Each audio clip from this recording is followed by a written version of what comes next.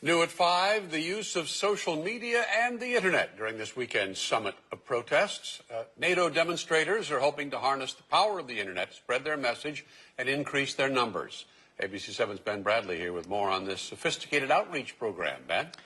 Ron, busloads of protesters are on their way, and they want as many people as possible to know it. We want to show you a couple of live feeds that we recorded on just a short time ago. These are images from on board the buses. This bus inbound from Los Angeles. You can see they obviously stopped in the middle of a rest stop, we believe just east of Las Vegas. Here's another live camera that we recorded on, also a bus inbound to Chicago from California. These demonstrators are on their way right now, and they are using, as we indicated, the power of social media to get their message out. There's another busload of folks on their way from New York, and images like this are meant to energize those already on the ground here in Chicago. And it's just one example of how Occupy Chicago and other groups are taking their message to the masses.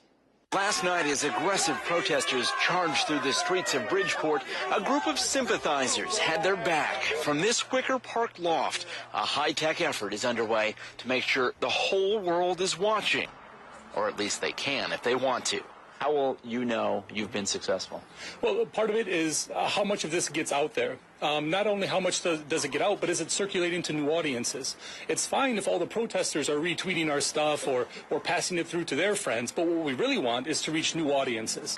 This is essentially an anti-NATO newsroom, staffed by volunteers, some of whom cover their faces. The story will tell itself. Lorenzo Cerna is essentially the director, switching between live feeds sent back from the field as events unfold. And these are their eyes and ears, amateur photographers armed only with a smartphone and Wi-Fi.